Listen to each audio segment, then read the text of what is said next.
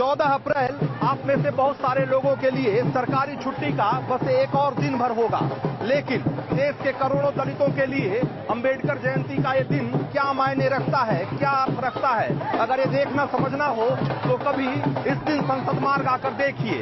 14 अप्रैल का संसद मार्ग एक सड़क का नाम भर नहीं होता। संसद मार्ग आकर देखिए। 14 अप्रैल का संसद मार्ग एक सड़क का नाम भर नहीं होता। ये देश के करोड़ों दलितों की उम्मीदों का प्रतीक पथ होता है, उनकी कामयाबी का जश्न होता है और उनके सपनों का साइन बोर्ड होता है।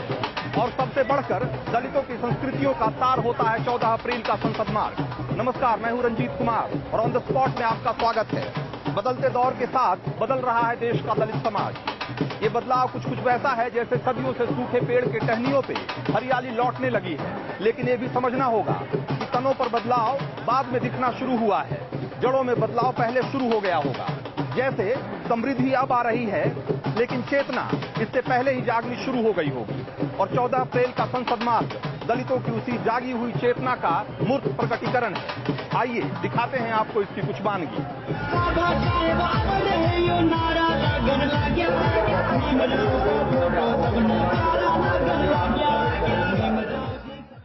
कहते हैं कि इंसानों की संवेदना के सबसे ज्यादा करीब होते हैं उनके गीत, और मैं इस सीडी स्टॉल पर आकर ये समझने की कोशिश कर रहा हूं कि दलित साहित्य की तरह क्या दलित संगीत के जरिए भी दलितों की संवेदनाओं को, उनकी पीड़ा को और बेहतर तरीके से समझा जा सकता है। और यहाँ पर जितनी भी सीडीज दिख रही हैं, उनमें से ज्यादातर में जो सबसे महत्वपूर्ण भाव है उसका वो ये है कि जो दलित महापुरुष हैं उनके प्रति एक कृतज्ञता का भाव और आदर का भाव तो दिखाई देता है, लेकिन साथ ही साथ दलितों की चेतना, उनकी उम्मीदें और उनके सपने भी इसमें कुलाचे मारते हुए आपको दिखाई देंगे। मसलन मैं हूँ भीम दीवाना, ये इस सीडी का नाम है, और फूले शाह, भीम मिशन, रोहित वेमुला और ओछी बात न करिए, और ये सारे साहब काशीराम जी मिशन बता गए। इस तरह के गीत हैं जो ये बताने के लिए काफी हैं कि किस तरीके से दलित संगीत में उन तमाम मुद्दों को जगह मिल रही है जो दलितों के बीच चर्चा का विषय रहा है। अच्छा, मैं देख रहा हूँ कि ज्यादातर हरियाणवी भाषा में ही वो सीडीज हैं, और दूसरी भाषाओं में मेरे पास हरियाणा में भी है, राजस्थान में भी है और यूपी में भी है, दिल्ली में, हर प्रदेश का मैं लोकगीतों के माध्यम से बनाता हूँ। आप कौन सी सीडी खरीद रहे हैं? हम तो यूपी गीतें खरीदते हैं। अच्छा, 51 भीम गीतों की सुपरहिट MP3 है। हम तो हर बार आते हैं, इनसे लेके जाते हैं। अच्छा, इनकी कैसेट अच्छी होती है। हाँ, इनकी कैसेट बहुत अच्छी निकलती है, बहुत अच्छा बनाते हैं कैसेट, और धर्म के नाम के बहुत काम कर रहे हैं। अच्छा, बहुत अच्छा काम कर रहे हैं। बहुत अच्छा काम कर रहे हैं। तो इन गीतों को सुनते हैं तो क्या भीतर से क्या महसूस होता है? बहुत अच्छा महसूस, गर्व महसूस होता है। गर्व महसूस होता है। हाँ, गर्व महसूस, बिल्कुल गर्व महसूस होता है, खून खोलता है। हाँ, खून खोलता है, कई बार तो खून खोलता है ना। हाँ। तो ये जो आत्मसम्मान का भाव है, आत्मसम्मान की जो लड़ाई है, करसे से जो लड़ रहे हैं दलित समाज के लोग, उसकी गूंज भी इन गीतों में आपको सुनाई देती है। मैं देख रहा हूँ यहाँ पर एक सीडी है, उधम सिंह का फैन हूं मैं छोरा चमार का। तो समाज का एक तबका दलितों की पहचान को एक तरीके से अपशब्दों के दायरे में उसे डाल दिया था। आज उसी पहचान को दलितों ने अपने सीने पे टाक लिया है और अब बोल के दिखाई। तारीखें अपने आप में बेमानी होती है। इंसान तारीखों की पहचान गढ़ता है, उसे अर्थ देता है, और उन अर्थों का सार संक्षेप होता है कैलेंडर।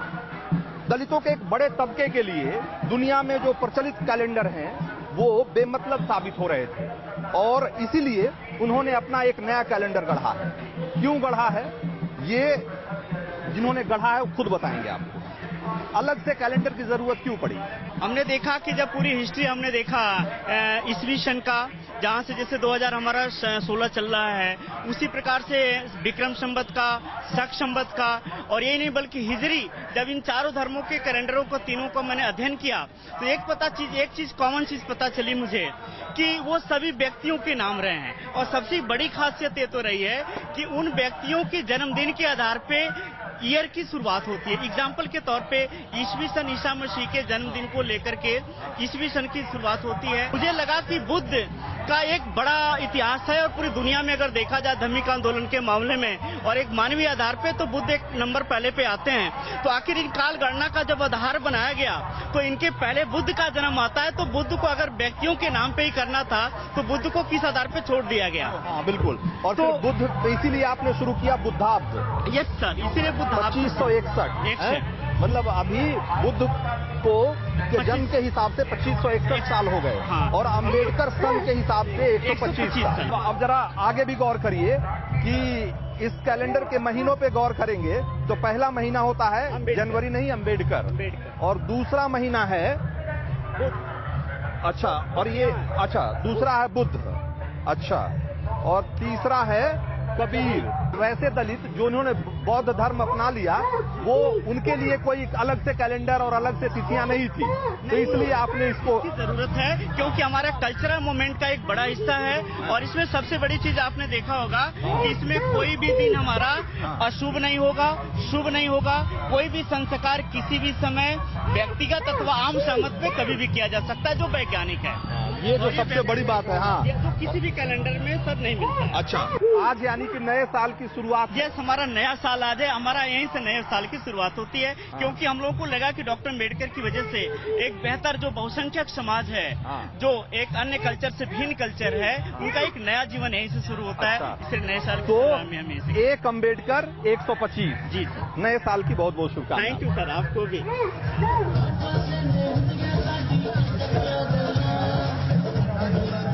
दलित एम्पावरमेंट के मसले को अब तक हम आरक्षण और वेलफेयर स्कीम के चश्मे से देखते आए हैं, लेकिन थोड़ी देर के लिए वो चश्मा उतार कर जेब में रख लीजिए, क्योंकि जिस जगह मैं हूं वहां पर जो हमारे साथ लोग हैं वो अपनी सफलता के लिए, अपनी कामयाबी के लिए किसी वेलफेयर स्कीम के मोहताज नहीं है।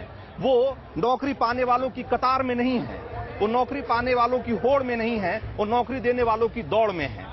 और हमारे साथ डिक्की के मेंबर और उनके मेंटर चंद्रभान प्रसाद, इनसे हम समझने की कोशिश करेंगे कि जब हम दलितों के एम्पावरमेंट की बात करते हैं तो दलित उद्योगपति कहने का मतलब क्या होता है, और आज भी ये चुनौती कितनी बड़ी है एक दलित के लिए एक कोई बड़ा बिजनेस एम्पायर खड़ा करना, और इसके मायने क्या है उस समुदाय के लिए। चंद्रभान जी, ये आइडिया कैसे आया सबसे पहले कि दलितों के लिए एक अलग प्लेटफॉर्म होना चाहिए बिजनेस का? देखिए, डिक्की की स्थापना पुणे बेस्ड मिस्टर मिलिंद कामले ने किया था, हम लोग बाद में शामिल हुए।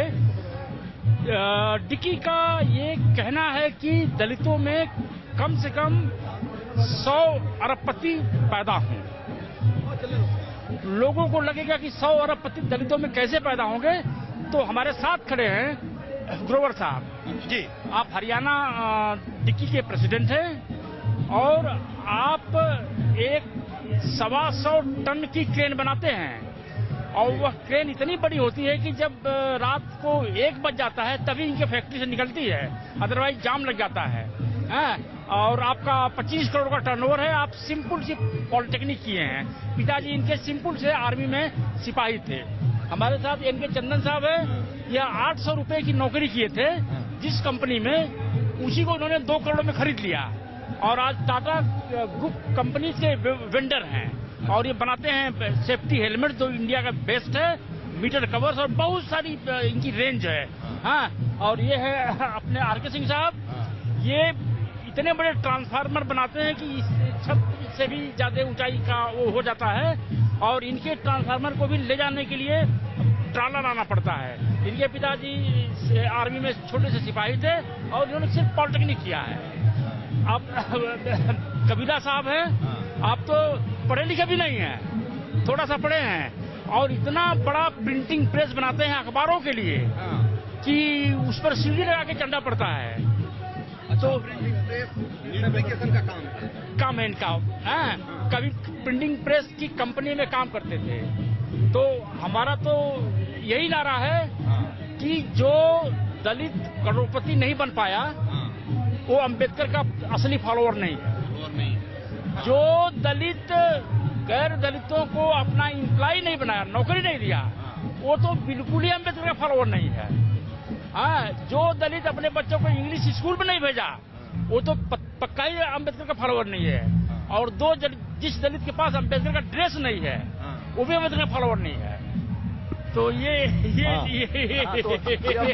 अम्बेडकर को रीडिफाइन कर रहे हैं, आप इस बात को समझिए। और हाँ, हिंदुस्तान का जो दलित है वो अम्बेडकर के आदर्शों को नए सिरे से और नए तरीके से पहचानने की कोशिश कर रहा है। और उसमें से अभी जैसा कि इन्होंने बताया कि अम्बेडकर का असली चेला, असली फॉलोअर वही होगा जो गैर दलितों को भी बड़ी तादाद में नौकरी दे। जी हाँ, जैसा ब्लैक्स ने अमेरिका में एक नारा दिया, ब्लैक कैपिटलिज्म, रिचर्ड निक्सन ने, वहाँ के प्रेसिडेंट ने, कि ब्लैक समाज को अमेरिका की दौलत से जोड़ना है।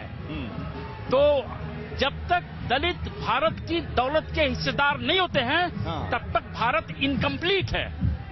अच्छा, ये चर्चा जारी रखेंगे। जरा हम आपसे समझने की कोशिश करेंगे कि एक छोटी सी नौकरी से और सिर्फ पॉलिटेक्निक की पढ़ाई करके और इतनी बड़ी इंडस्ट्री खड़ा कर लेना, मतलब दलित होने के नाते कुछ खास तरह की चुनौती थी कि जैसा आम आदमी के लिए होगा वैसा ही? नहीं, दलित होने के नाते इसका कोई बेनिफिट दलित का नहीं मिला हमें इंडस्ट्री लाइन में। वो तो अभी चंद्रभान जी और चेयरमैन साहब ने कुछ स्कीम्स गवर्नमेंट से बनवाई हैं। उससे पहले तो कोई स्कीम ऐसी नहीं थी कि जिससे का बेनिफिट लेकर के हम आगे बढ़ सकते हैं। ये तो हमने अपनी मेहनत और अपने एक्सपीरियंस के दम पे ही किया। क्रेन सप्लाई करते हैं, याद रखिएगा, कोई छोटी मोटी मशीन की बात नहीं हो रही है। क्रेन। हमने कहा कि मनु धर्म में दलित महिलाओं को नया कपड़ा पहनने का अधिकार नहीं है और सोने का गहना पहनने का अधिकार नहीं है। तो ये बनारस से सोने वाली साड़ी अपनी वाइफ को खरीद लाए। अच्छा, सही बात। अच्छा, एक चीज मैं आप सबसे पूछना चाहता हूँ कि जब कोई नया आदमी आपके पास नौकरी के लिए आता है तो आप देखते हैं उसका बायोडाटा कि ये दलित है कि गैर दलित? चाहते हैं कि जो हम अपनी कंपनी में एम्प्लॉय रखते हैं कम से कम 60-70% अपनी कास्ट के रखें, लोअर कास्ट के रखें। लेकिन अगर हम 100% रखेंगे तो वो भी ठीक नहीं है दूसरी कास्ट के लिए। तो 30% हम लोग उनको भी चांस देते हैं जो उस अपर कास्ट में भी जो अच्छी नॉलेज रखते हैं। और आप बनाते हैं ट्रांसफार्मर, हैं? तो आपने कहा क्या क्या पढ़ाई की थी और कैसे शुरुआत हुई? पहले हाई स्कूल किया था मैंने। हाई स्कूल करने के बाद फिर मैंने डिप्लोमा किया और डिप्लोमा करने के बाद हम कहीं पर इसको सीखने के लिए गए थे, ट्रेनिंग के लिए। तो उसने हमको कहा कि थोड़ा सफाई भी कर लोगे क्या? मैंने कहा क्या होता है? मैंने कहा हमारे डिप्लोमा सफाई करना तो नहीं सिखाते हैं, वो तो काम करना सिखाते हैं। अच्छा, उन्होंने आपका सरनेम देख करके ऐसा कहा? या सरनेम देख करके। तो मैंने कहा कि हम सफाई तो नहीं, हम तो काम सीखने के और काम करने के लिए आए। आपने कैसे कह दिया? हमने उसी दिन कोशिश किया कि हम कभी जॉब नहीं करेंगे। अच्छा, मैंने उसी दिन प्रण ले लिया कि मैं लाइफ में कभी नौकरी नहीं करूंगा, मैं जो भी करूंगा मैं सेल्फ करूंगा। सरकार का पैसा जो आता है दलित कल्याण पर तो 90% तो लैप्स हो जाता है। अच्छा, खर्च ही नहीं होता? खर्च नहीं होता है। जितना खर्च होता है उससे कहीं ज्यादा डिकी के मेंबर टैक्स देते हैं सरकार को। ये बाबा साहब के असली फॉलोअर हैं।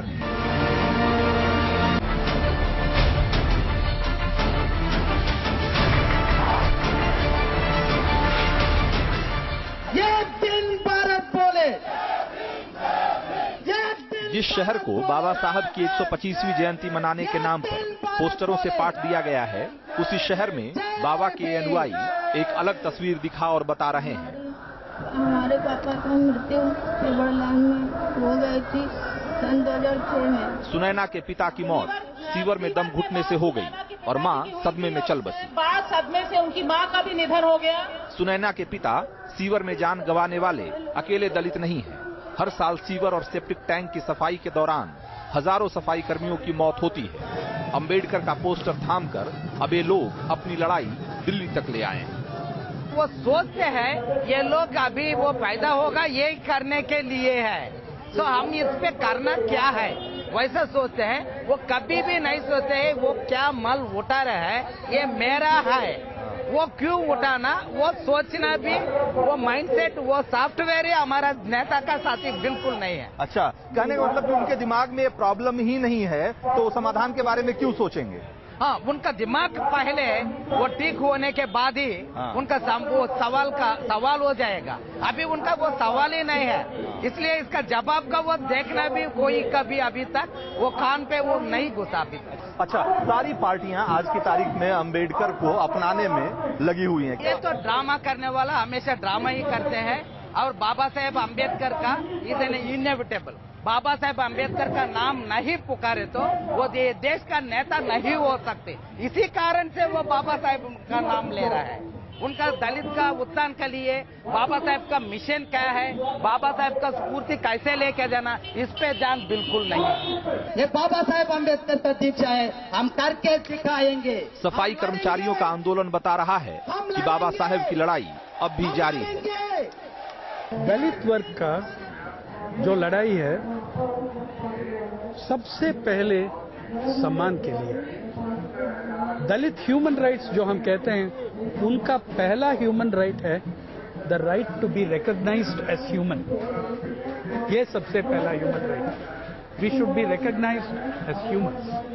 तो इस दुनिया में ऐसा समाज नहीं है जो उनकी खुद सिटीजन्स को ऐसा ट्रीट करती है जैसा हमारा समाज सफाई कर्मचारियों को ट्रीट करते हैं। दुनिया में ऐसा इतना बड़ा अन्याय नहीं मिलेगा आपको। आजादी कितने साल बाद भी अगर हम ये बात कह रहे हैं बार बार कि अभी भी डिग्निटी की लड़ाई है, ह्यूमैनिटी के लिए लड़ाई हो रही है, तो आपको लगता है कि कहां तक कितना आगे आया है ये आंदोलन? अंबेडकर जी इसी के लिए लड़ते रहे और आज भी वही लड़ाई जारी है, लेकिन बढ़ गया। जितने लोग आज कॉन्शियस है इस लड़ाई के बारे में वो बढ़ रही है। देखिए आप, बहुत लोग जो आया है यहाँ वो दलित नहीं है, समर्थन में आए हैं और वो बढ़ रहा है।